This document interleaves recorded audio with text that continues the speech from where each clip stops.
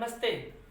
देखिए, हम आप लोग के सामने रूस और यूक्रेन का जो विवाद बना हुआ है उसको दर्शाने का काम करने जा रहे हैं।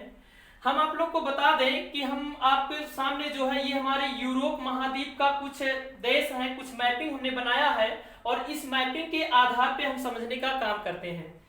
रूस जो है अगर यूक्रेन के ऊपर इतना दबाव बना रहा है तो हम लोग कह सकते हैं कि सामाजिक, आर्थिक, राजनीतिक और भौगोलिक दृष्टि के आधार पे जो है रूस यूक्रेन के ऊपर इतना ज्यादा दबाव बनाने का काम कर रहा है।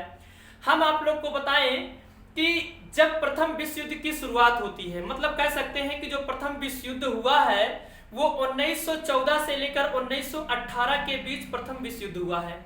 और प्रथम विश्व युद्ध होने का जो मुख्य कारण है वो रशिया के राजकुमार और वहां की राजकुमारी की हत्या हो जाने के कारण प्रथम विश्व युद्ध हुआ है। और फिर इसके बाद द्वितीय विश्व युद्ध की शुरुआत होती है, अर्थात द्वितीय विश्व युद्ध 1939 से लेकर 1945 के बीच द्वितीय विश्व युद्ध चलता है।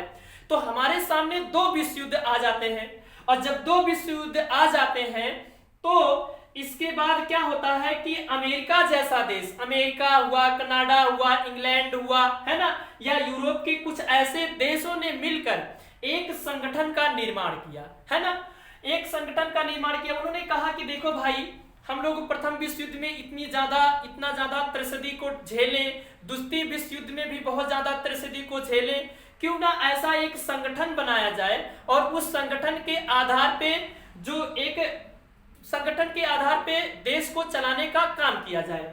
फिर अमेरिका ने क्या किया कि अमेरिका के उस समय जो राष्ट्रपति थे वो हैरियस ट्रूमैन थे और अमेरिका के राष्ट्रपति हैरियस ट्रूमैन ने क्या किया कि उन्होंने क्या किया 4 अप्रैल, देखेंगे उन्होंने क्या किया 4 अप्रैल, है ना, 4 अप्रैल 1949 को एक संगठन का निर्माण किया और उस संगठन का निर्माण किया जिसका नाम रखा गया नाटो, है ना, देखेंगे जिसका नाम रखा गया नाटो।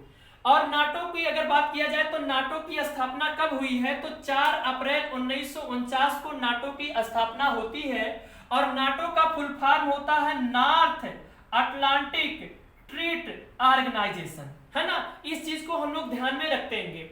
और आप लोग को हम बता दें कि हमारी पृथ्वी है और हमारी पृथ्वी 2 गोलार्धों में बटी हुई है। एक को हम कहते हैं उत्तरी गोलार्ध और एक को कहते हैं हम लोग दक्षिणी गोलार्ध। और फिर क्या हुआ कि प्रथम विश्व युद्ध में लोगों ने इतनी त्रसदी को झेला, द्वितीय विश्व युद्ध में इतनी त्रसदी को झेला। अमेरिका के राष्ट्रपति जो हैरियस ट्रूमैन थे उन्होंने क्या किया कि 4 अप्रैल 1949 को नाटो की स्थापना की। और नाटो का मतलब ये चीज होता है कि अगर हम लोग इसको कहें तो यह एक सैन्य संगठन है। क्या है ये? सैन्य संगठन है। हम कह सकते हैं यह एक सैन्य संगठन है।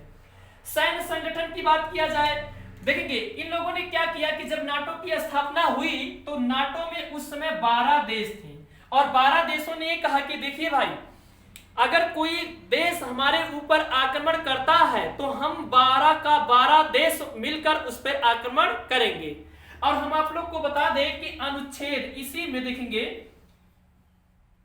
इसी में मतलब नाटो में एक अनुच्छेद 5 है और अनुच्छेद नाटो के 5 ये कहता है कि अगर नाटो जो सदस्य देश हैं अगर उस पर किसी भी देश पर कोई बाह्य देश आक्रमण करता है तो नाटो के जितने सदस्य रहेंगे हम मिलकर उस पर क्या करेंगे, आक्रमण कर देंगे, है ना।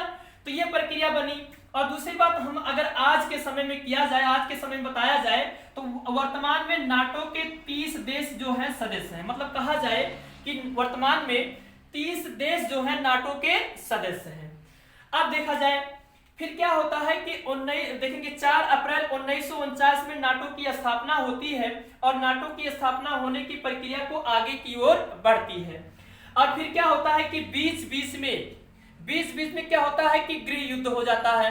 गृह युद्ध का मतलब ये चीज होता है कि देश के अंदर, है ना, देश के अंदर या पड़ोसी देशों के बीच जो है आक्रमण होते रहते हैं, युद्ध होते रहते हैं, जिसे हम अगर थोड़ी देर के लिए शीत युद्ध की बात किया जाए तो शीत युद्ध 1945 से लेकर 1951 तक पूर्ण रूप से शीत युद्ध भी चला, है ना। और दूसरी बात हम बताएं कि अगर हम लोग इस सदी की बात करें, मतलब 1945 या 1965 या 1991 90 तक अगर हम बात करें, तो दो ऐसे शक्ति थे, दो ऐसे देश थे जो अपनी मतलब अपनी अच्छी व्यवस्था बनाने के लिए, अपने आप को एक शक्तिशाली देश बनाने के लिए एकदम लगे हुए थे। हम कह सकते हैं कि एक था सोवियत संघ और दूसरा था अमेरिका। तो सोवियत संघ और अमेरिका दोनों में इतना वर्चस्व था कि सोवियत संघ सोच रहा था कि हम शक्तिशाली देश बनेंगे और अमेरिका सोच रहा था कि हम शक्तिशाली देश बनेंगे।